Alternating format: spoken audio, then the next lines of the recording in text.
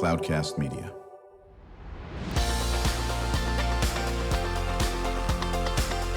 Drew Schlosberg Spotlight on the Community Show, amplifying the voices of social impact organizations, entrepreneurs, local nonprofits, and other community champions who shape the culture, creativity, and connectivity of San Diego.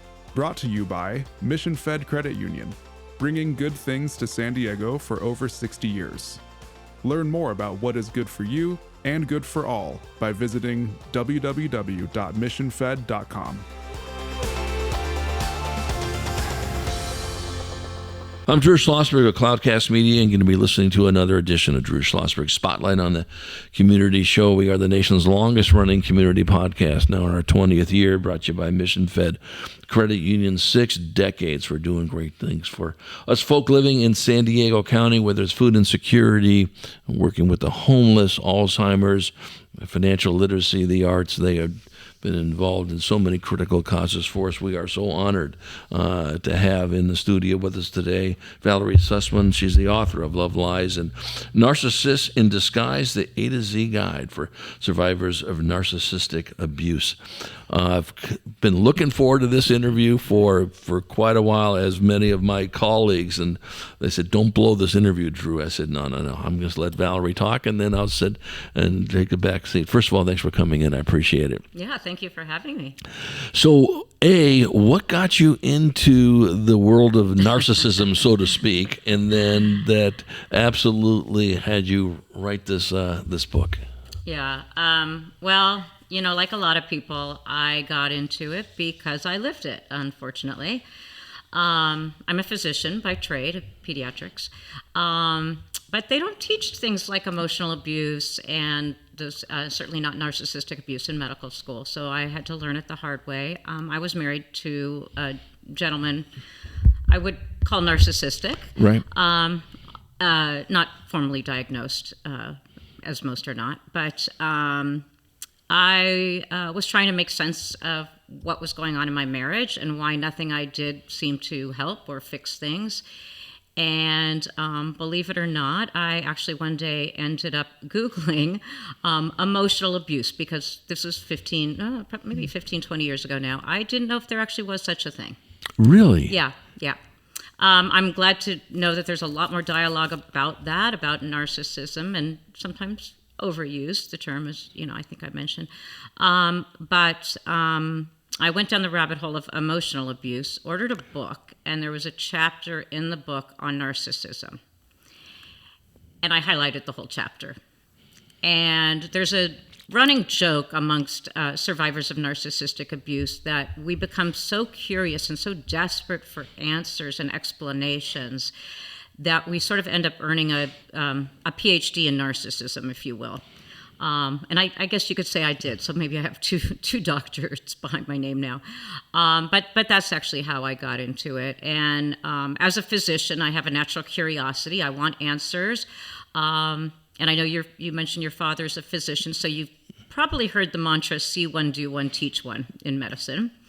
And so I say, well, I've seen a few at this point in my life when it comes to narcissists. I've done one, and now it's time to teach. So that's my mission now, is I'm hoping that others don't have to go through what I went through, that either they avoid getting involved in the first place, or if they are, they figure out, what they need to do to protect themselves. And the thing is, it could be a romantic partner, it could be a colleague or a boss, it could be a neighbor, a sibling, a parent.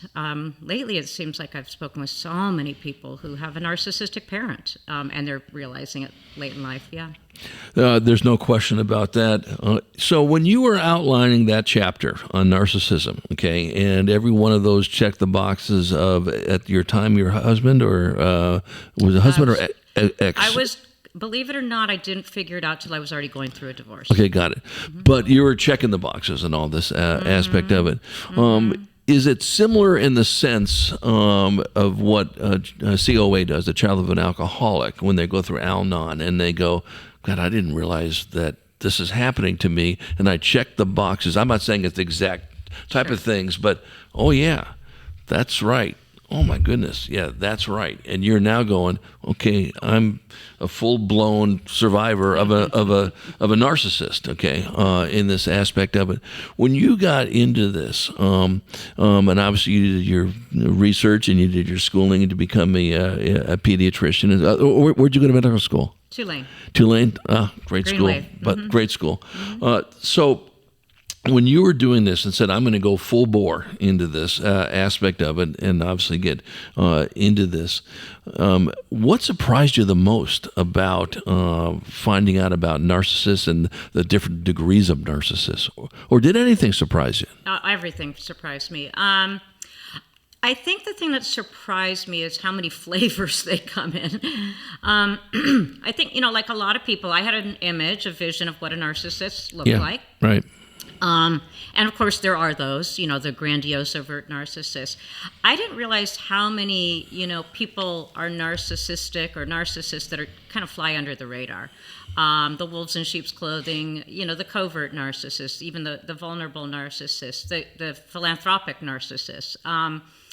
And so much of what they do happens behind closed doors. And so out in public, they can be, everybody thought my ex was a great guy. And I've worked with people, they say, what a great doctor. This doctor cares so much about their patients. Well, unless the patient comes in and wants a second opinion and all hell breaks loose, right? Because their ego's been threatened. Right. So I think how common and prevalent narcissism is, and of course it does exist on a spectrum, but how many people are really adversely affected by narcissists in their lives and don't realize what's going on, because so often these people are so good that we end up blaming ourselves, and narcissists of course target people who are very responsible and want to do the right thing and conscientious, and it can be exhausting trying to deal with these people. Well, and when you think about it, we've had a lot of folks on the show that deal with child abuse or any type of abuse for that matter, and it doesn't have to be physical; it can be emotional, as you well know in this area. And then you tend to go, you blame yourself. I must be doing something that deserves this type of behavior, and of course that's not true at all until you figure all this stuff out in this area. So when you were going through your research and you said, listen, this is the area I want to be in. I want to help people, in this area. And then the book, Love, Lies, and Narcissists in Disguise, you had to see the guide for survivors of narcissistic abuse. Is it also how somebody who is subject to narcissistic behavior can get out of it, can help themselves deal with it? Talk about that. Yeah. I think like anything, and I come at this from a physician's training and point of view. So, I'm not a big fan of diagnosing narcissists because that's just not our job. But I think once you recognize the pattern of behavior, the pattern, the personality traits, the patterns of behavior, the dynamics in a relationship, I think awareness is really the first step to figuring out what boundaries you need to put up, number one, where you want to go with this relationship, if it's a romantic one, you may have choices to make. If it's a professional one, you may have choices to make. A family one is a little trickier, and that may be more of a boundary issue. So I think knowledge is the first step, and awareness is always the first step. Just as in, as a pediatrician, I need a diagnosis before I can formulate a treatment plan and educate the family and the parents and let them know what to expect. And I think somebody who's dealing with a narcissist needs to know what to expect so they can have realistic expectations. This person is capable of this, not capable of this. I need to put up stronger boundaries with this person than maybe I do with somebody else, or this is as good as it gets if you're in a relationship, and am I okay with this being as good as it gets? Because it's probably not going to get better, and it may very well get worse. So now I've forgotten your question. No. Well, I think the answer is, now that, okay, this, you're living with a narcissist, and you said there's a spectrum, it depends on what level it is. Okay, I'm not going to leave for whatever reason, okay, so I'm going to have to deal with it. Right. Now I can either let the person know how I feel, okay, and will the person change? Well, maybe not, okay, and will the person get worse? Could be, okay, in this aspect. Now you got to make a choice. We know there's a lot of people that make choices and decide that for me, it's not a perfect situation, but I'm going to stay in this type of a relationship in that area. I think, we're talking with Valerie Sussman. She's the author of Love, Lies, and Narcissists in Disguise, the A to Z Guide for Survivors of Narcissistic Abuse. I'm assuming you get this on Amazon and in this area too. You talk a little bit about how people sort of throw the words out these days. I'm going to use this. Maybe it's a bad analogy, but it's near and dear to my heart, being a journalist by trade and working for the Union Tribune for many years. Listen, fake news. We don't deal with fake news. We deal with stuff you disagree with that doesn't make it fake, okay? So you can call it fake news, but it's not. You say sometimes narcissism is underused and sometimes overused. Talk about that. Yeah. I think when I say the truth is, I think it's underused more than overused. Right. But it has become sort of a catchphrase and a buzzword for people when, somebody maybe is acting a bit like a jerk or isn't as empathetic as you'd like or a little self-centered or whatnot, and so the term narcissist is thrown out. And, that person may or may not, fit the criteria as far as being, entitled, lacking empathy, grandiose, arrogant, unwilling to take accountability, craving attention, and so there's plenty of people who may, have some of those traits. And again, it's a spectrum. When I say underused, I'm really talking about the covert type of narcissist, not the look at me celebrities or politicians or whatnot, but the ones that seem nice, that seem kind, that everybody thinks is a great person, and then behind closed doors, Dr. Jekyll becomes Mr. Hyde, and nobody sees it. And the behaviors they engage in can be really subtle and very much reliant on plausible deniability. So very passive aggressive, and it can be things like withholding attention or affection from a partner. It can be sabotaging happy occasions. It can be stonewalling, silent treatment. And those are really hard. If you're living it, it's really hard to put your finger on what's going on. And the other person can say, I'm not withholding attention. I'm just stressed, or I'm just occupied. There's always an excuse, or you're too needy, you're too demanding, you're unrealistic. And so it gets flipped around, and there's a term for that. It's called DARVO. I don't know if you've heard that term. I've not. It's a great one. It's, deny, accountability, reverse, victim and offender. So you say, gee, Valerie, I don't like the fact that you said that. And I either deny I said that, which is gaslighting, or I say, no, you misinterpreted it. And what about the fact that you said this to me, or you did this? Now I'm the victim, and we've just reversed victim and offender. Now you're the victim and I'm the offender, and now I'm off to the races defending myself. So, narcissists engage in a lot of tactics like that can be very subtle, very hard to pinpoint. If you don't know what you're looking at. And so when I say underutilize the term, I think there are a lot of people out there, and I get phone calls all the time from family and friends saying, am I dealing with a narcissist? Why did he do this? Why is she doing this? I don't get it. And I'll say, well, that's a smear campaign. You're being gaslighted. That's, textbook future faking. There's a whole... They're all in the book, right? Right. And then once you have a label for those kinds of things, it's very much like in medicine. Then you say, I see what this person's doing, and you don't fall into the trap. Right. Or again, we're chatting with Valerie Sussman, author of Love, Lies, and Narcissists in Disguise, the A to Z Guide for Survivors of Narcissistic Abuse. I'm Drew Schlosberg of Cloudcast Media, listening to another edition of Drew Schlosberg Spotlight on the Community Show, nation's longest-running community podcast, brought to you by the fine folks of Mission Fed Credit Union, 6 decades, doing great things for people living in San Diego County. When we come back, we're going to chat more with Valerie about if you do think there's some narcissistic behavior in your loved one or your family or your friends or whatever, and how do I deal with it? One, get the book and take a look at it in that aspect. And then what can people do? Basically, do they ignore it? Do they deal with it head on? Think about that when we come back after this short break.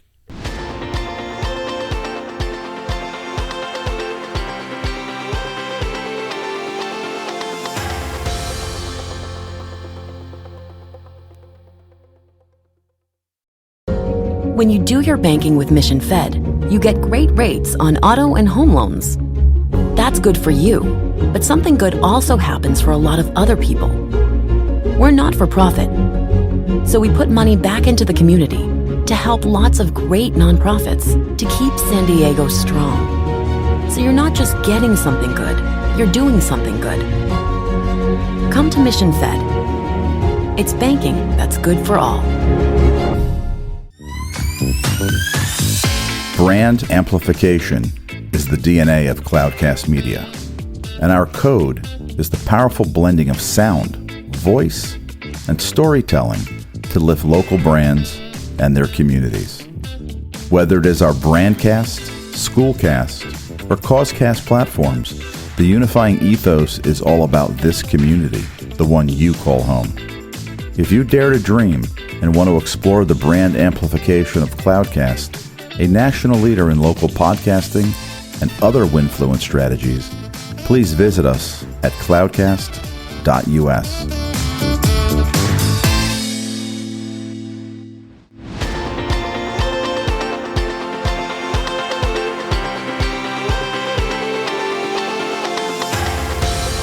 I'm Drew Schlosberg of Cloudcast Media, listening to another edition of Drew Schlosberg Spotlight on the Community Show, brought to you by Mission Fed Credit Union. So pleased to have in the studio with us today Valerie Sussman. She is an author of Love, Lies, and Narcissists in Disguise, the A to Z Guide for Survivors of Narcissistic Abuse.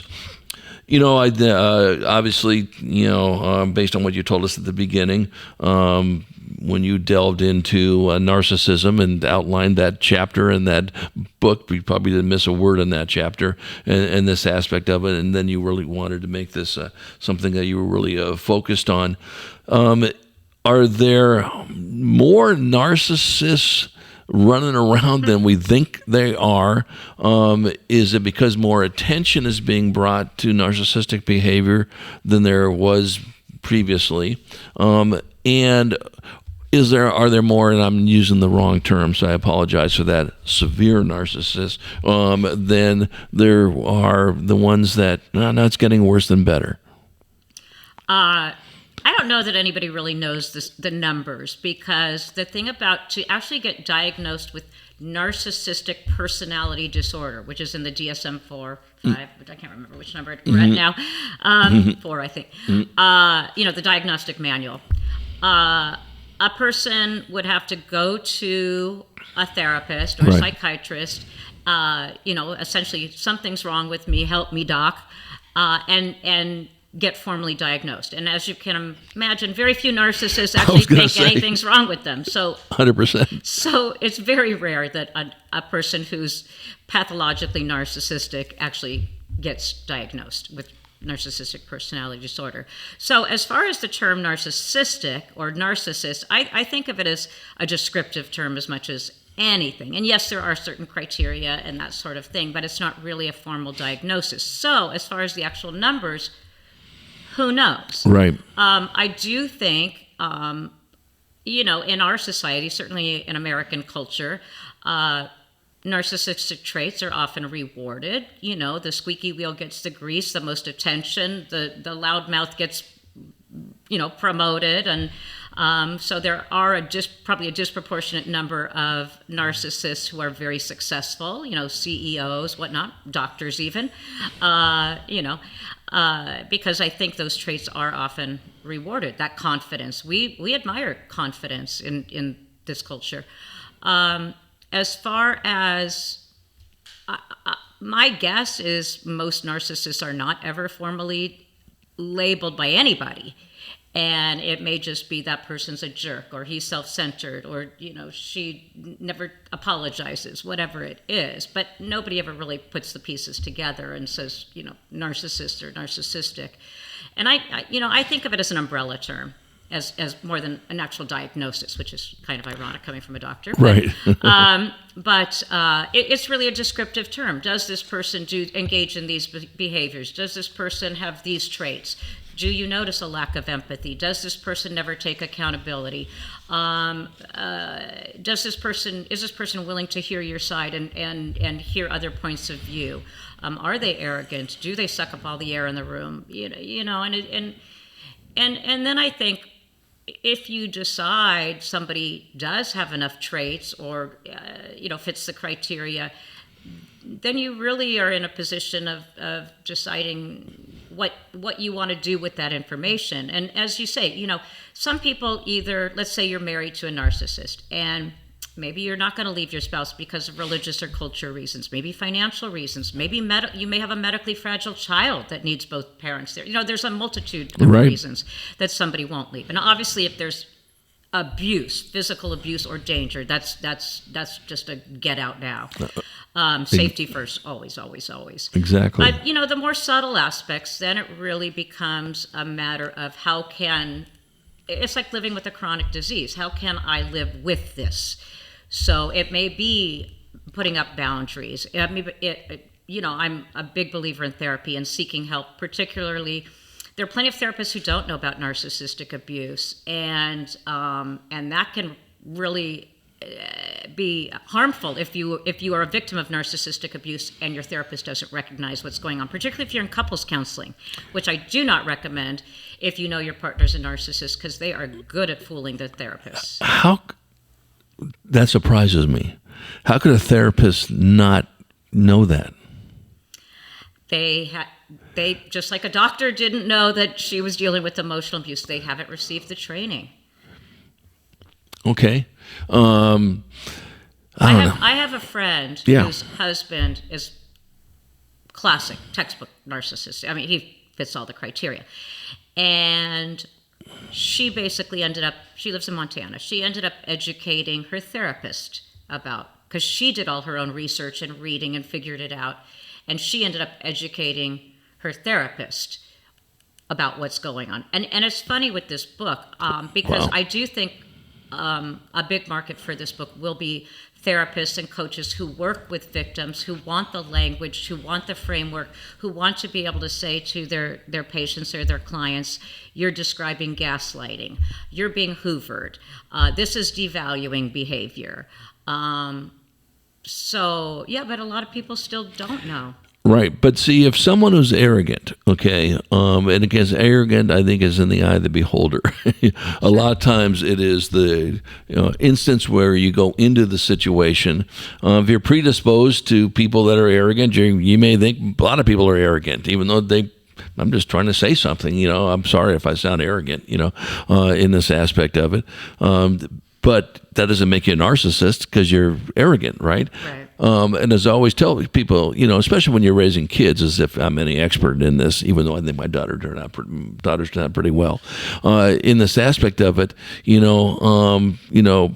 that's, you're bad. I go, you're not bad. The behavior was bad. Just the behavior. You're a wonderful person, but sometimes you do things right.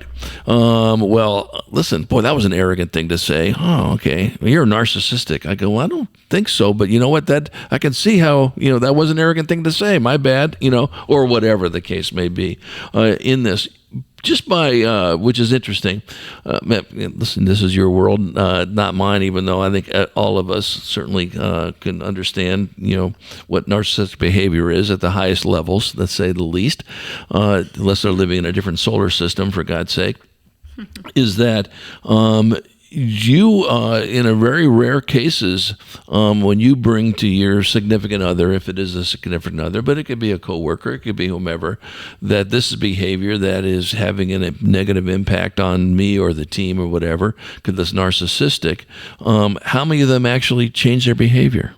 Yeah, that's the $1 million question, right? Right. And I think actually you're onto something, because first of all, one of the best ways to tell if somebody is possibly, let's just say, narcissistic, is how do they deal with conflict? How do they deal with accountability? How do they deal with if you say, I don't like what you just said to me, or you were out of line, or that was hurtful, whatever. Because a person who's not a narcissist, as you say, we all sometimes act narcissistic. We just do. We're human. And if my husband says to me, I really think that was kind of self-centered of you, or, you kind of monologued there, or whatever, I'm going to think, oh, yeah, I guess I did talk too much, or I guess I was kind of selfish about that, or arrogant, or whatever it is. If you say those things to a narcissist, you're going to get pushback. They'll probably double down. And as I said, they made you Darvo on you. Right. You are not going to get accountability. You're not going to get a clean apology. You may get a faux apology. I'm sorry you think I said that. I actually received that one. I'm sorry you think I said that. I'm sorry you feel that way. You think I said that, right? Yeah, not even that. Yeah. The key word, you think. I'm like, yeah, no, I know you said that. But you're going to get pushback. And you won't get accountability. You won't get, in a relationship, you won't get resolution. I can tell you in my 20-year marriage, it was a hamster wheel of the same issues over and over and over, and nothing got resolved. Nothing was fixed. We went to 2 different marriage counselors. Nobody recognized narcissism.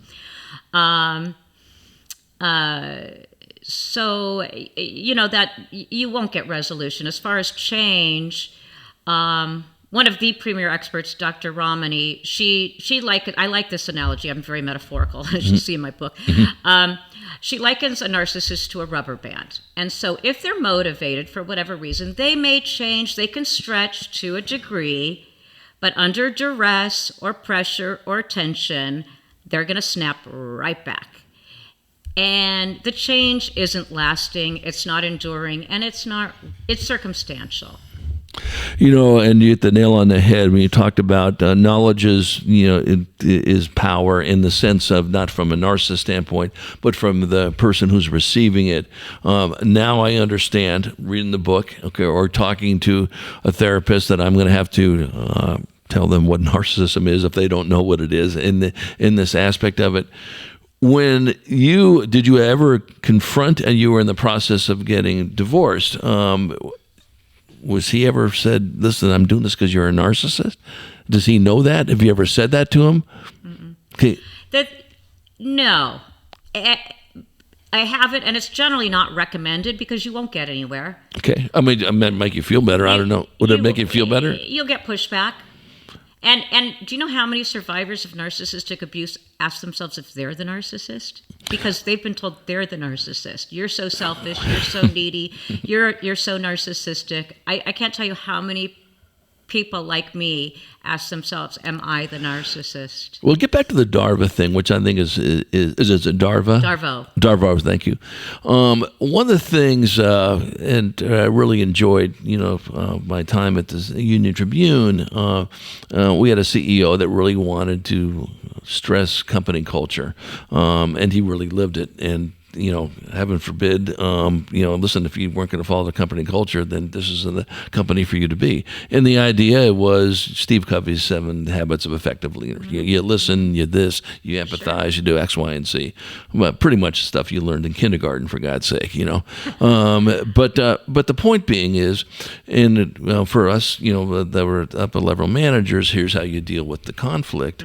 And when somebody you're dealing with an employee and said, hey, listen, you're doing a great job over here. Here's some areas you need to improve. And, depending on which person you're dealing with, they want, well, Joe Blow does this. And I go, yeah, we're talking about you right now. We can talk about Joe Blow later, but that's okay. We'll deal with that. because they want to do the Darvo thing or whatever. Well, that's deflection. Correct. That's deflection. Deflect. Yeah. Right. Exactly. Which we know a lot of people do that these days. But you just have to sit there and say, no, we're focusing on this right now. Not easy for people to do in this area. So I can't wait to get through this book in here. Do you see, because obviously you mentioned an audience for the book would be therapists, of course, as well, and the people that are being abused, so to speak, in this.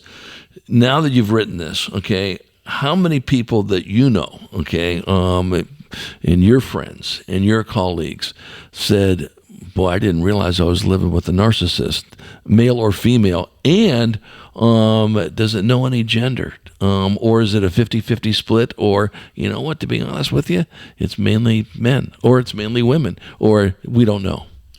I mean, the real answer is we don't know. It's thought to be more common in men. Correct. Maybe because it's rewarded more in men. Who knows? Is it cultural? Who knows? Nature, nurture. Mm-hmm. Everybody I know who has been with a narcissist didn't realize it for a long time. It takes a while. It's, the analogy of the frog in boiling water, right? You put a frog in a pot of hot water, it's going to jump out. Mm-hmm. You gradually turn up the heat, it'll boil to death. Right. That's what narcissistic abuse is. You're slowly boiling to death, and you by the time you realize it, you've hit a critical point, your right. boiling point.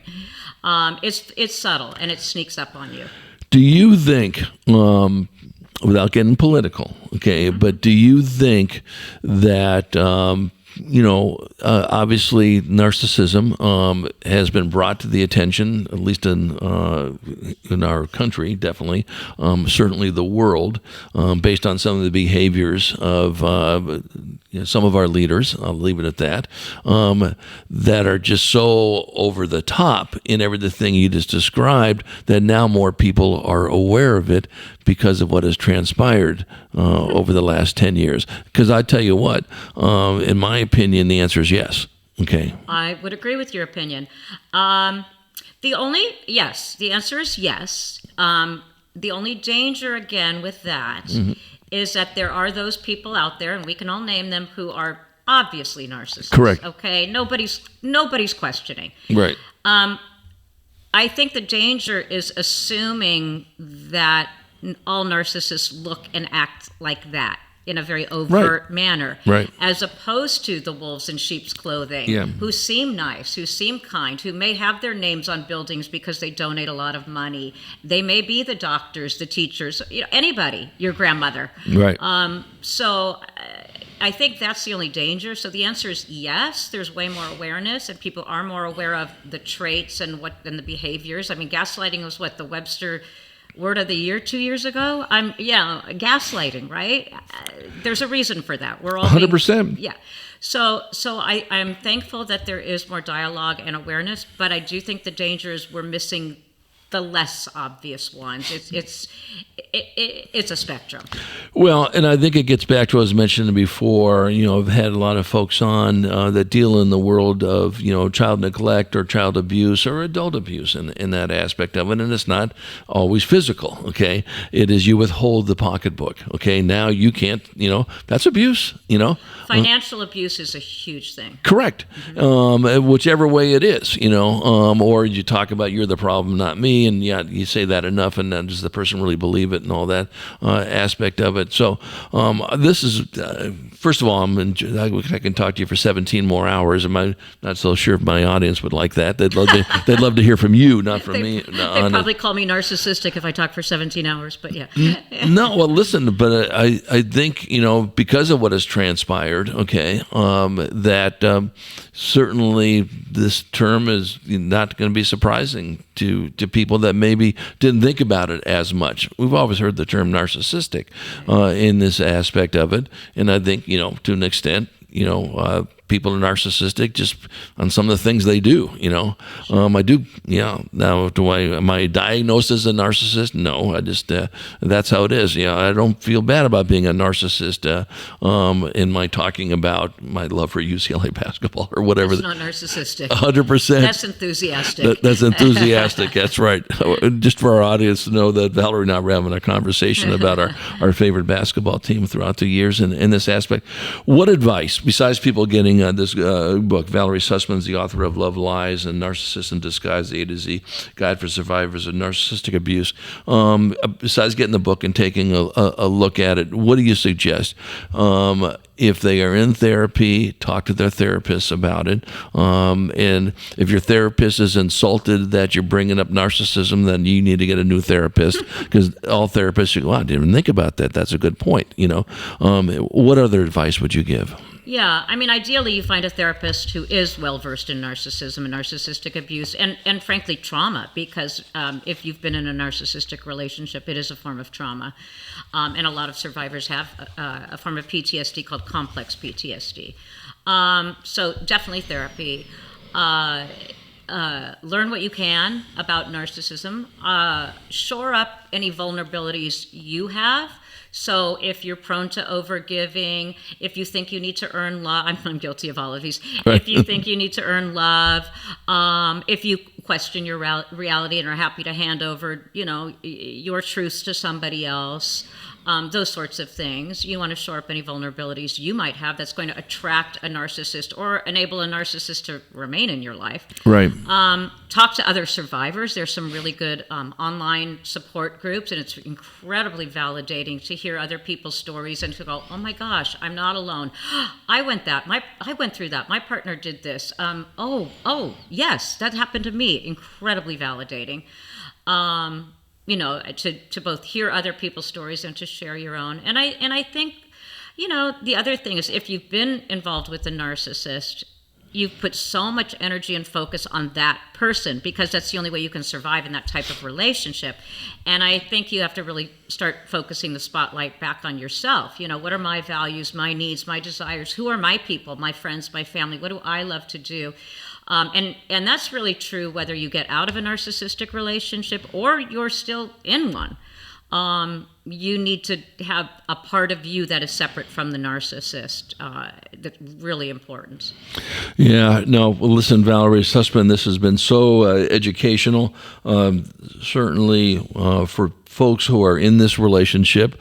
And again, I'm not trying to equate it with a child of an alcoholic, but it's people in relationships that need to make decisions of, how they're going to deal with it. Are they going to take it head on and can they live in this, or can they not live in this, and then they got to move on for whatever reason. I think, to me, one of the big takeaways in this is that narcissist isn't going to change, and in some cases will get worse, and that's a little bit different than somebody who recognizes, hey, listen, if I want to keep my marriage together, I'm going to have to start knocking off the alcohol or whatever the case may be, because my marriage, my family, my kids, my whatever are much more important than X. Yeah. And I'm going to make that change. Okay. And we know, so last question for you, is, as we all know, that those folks who grew up in abusive households often continue the abuse when they're adults and so forth. And the cycle, it's hard to break. Okay. Right. Can be broken, but it's right. Hard. Same thing with narcissism? Yes and no. There's two theories on narcissism, and one is that narcissists beget narcissists. So if you have a narcissistic parent, you maybe end up being a narcissistic person yourself, and that really comes from neglect. And so the narcissism becomes a defense against neglect and a deep-seated sense of shame and inadequacy. The flip side is the pampered child who was, told they're the best at everything and they deserve to rise to the top of everything, whether they've earned it or not. So, so it's kind of interesting, a sort of a dual answer to that. I think you touched on something really important, and that is that, yes, if you're drinking and that's causing issues in your marriage or any sort of addiction, if it's a communication issue, those things can be fixed in theory, Right. if both people want them to. Right. Narcissism, not so much. Again, you can get some Band-Aid change, but it's not going to be long-lasting or real change. It's going to be superficial Band-Aid type change. Yeah, I mean, I've always been, maybe because of the background I'm in, not always easy to do. But, listen, if there's an issue, there's a way you should bring it up, okay? You should let people know how you feel, okay? It doesn't mean they're going to change, but you should at least give them the opportunity that, well, I wish you would have told me that this was bothering you, that I'm clicking my teeth for the last 45 years, or whatever the it is. Right. And I tell people that when, in my previous role, at the paper or whatever the case may be, is that have you let that person know this is how you feel? There's a way of doing it, that's not going to set off fireworks. Right. But, what you don't want to do is hear this. Well, why didn't you tell me? Right. They may choose not to change, but tell me, okay, if that's how I want to be. If I'm someone, I may disagree with them, but if I'm going to make that choice to someone I care about, then I'm going to try to alter my behavior as long as it's nothing that's being detrimental, Well, you're not a narcissist. The narcissist won't want to alter their behavior. And 100%. Unless it works for them. Yeah. So they may say, okay, I will do this or not do that because it's working for me. Right. But they don't really care how it looks from your end, if it's hurting your feelings or making you feel badly, or that's not the issue for them. It's how will it affect me. Right. So they may change some behaviors because it benefits them. Right. Or they may even apologize because it benefits them, but it won't be sincere, and it won't be. Narcissists are really good at words. They're not so good at actions. Yeah. Well, and the old saying, I'm not sure who did it, maybe Grog in 3000 BC put it on the caves of Lascaux. I don't know, that actions speak louder than words, and they do. And, it's just simple. You can say what you want, okay, but this is what you're doing, okay? Or at least is how I see what you're doing. Valerie Sussman, just what an enjoyable conversation. Good luck. How's the book selling?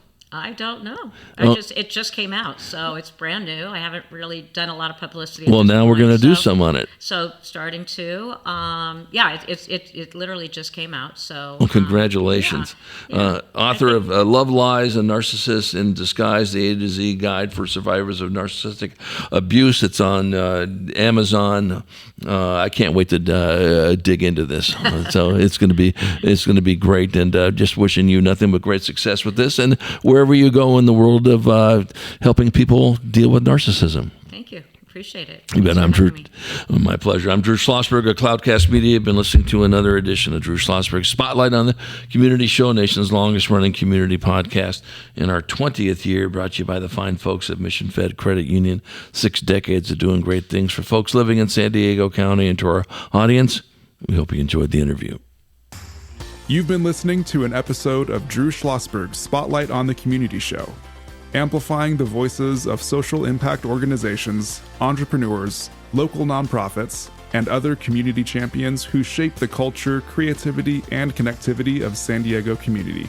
Brought to you by Mission Fed Credit Union, bringing good things to San Diego for over 60 years. Learn more about what is good for you and good for all by visiting www.missionfed.com.